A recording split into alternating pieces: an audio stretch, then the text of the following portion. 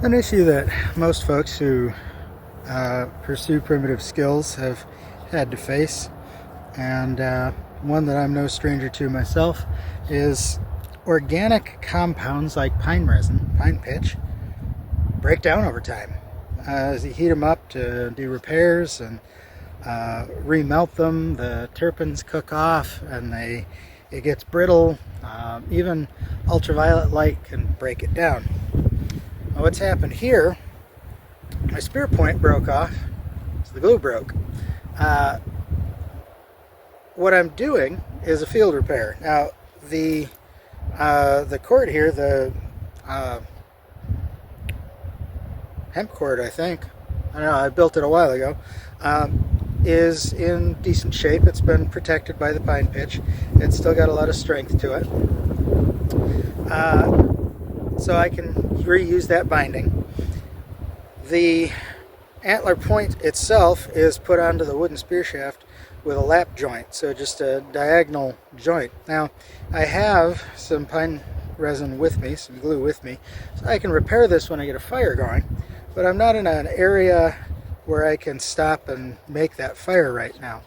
So what I'm going to do instead is use this binding to just tie this back in place. And since a lap joint like this is pressure fit anyway, as long as my binding holds, the joint should hold as well.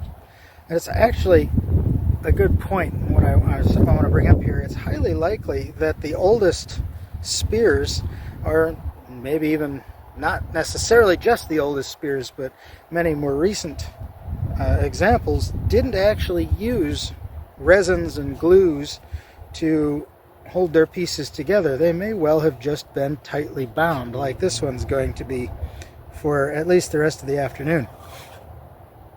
The reason for that is that string is an older technology than glue probably is. It's easier to make for the most part. It certainly can be more reliable, and well, sometimes if you have to choose one or the other, you're just going to be better off choosing that binding rather than a glue, at least in my experience. Now, what I'm going to end up doing, because I will re-glue this and do that binding a little bit more nice and neat later, I'm going to finish this binding off with a clove hitch knot, which is a very helpful knot for bindings, and I'm going to leave the tail just kind of hanging loose for now so that I can find it when I want to redo that later. But for a field repair, you can see it's on there nice and solid. It's not wiggling or wobbling. We're ready to go. Continue our demonstration.